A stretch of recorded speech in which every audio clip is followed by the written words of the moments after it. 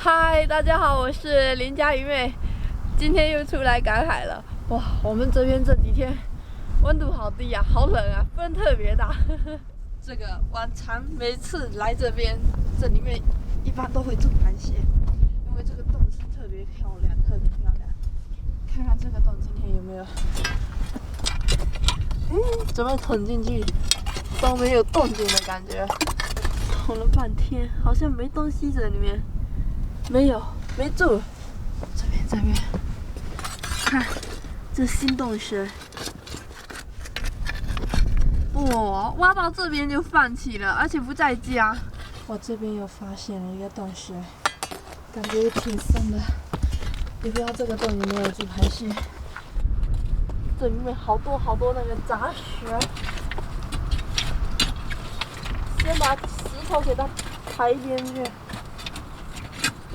哎，我怎么感觉好像有东西动了一下？有东西动了一下。哦，我好像捅到了，会推了我一下。有，是螃蟹，没错，就是这个劲道。来了，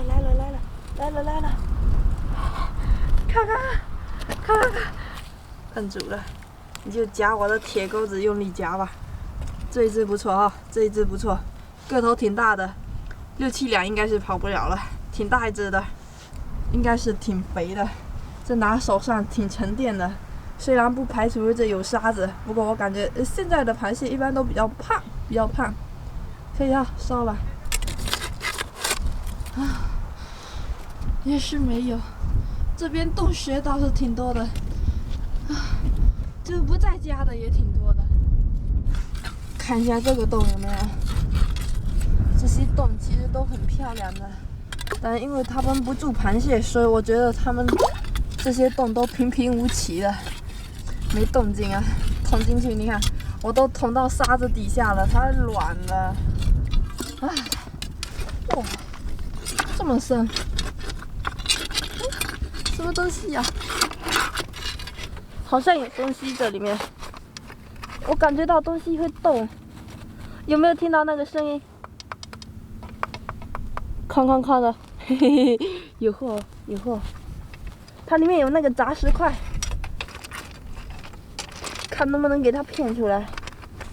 哦，来了，我把前面的石头给它切了一下，它就出来了，咦？脚好像掉了一个，被我勾掉了吗？又要回去，别，出来！我就说捅进去什么东西会动，啊，这脚可能被我捅掉了。我刚刚有用力勾了一下，可能被我捅了2下，它察觉到了危险就想逃，但没想到越逃越危险。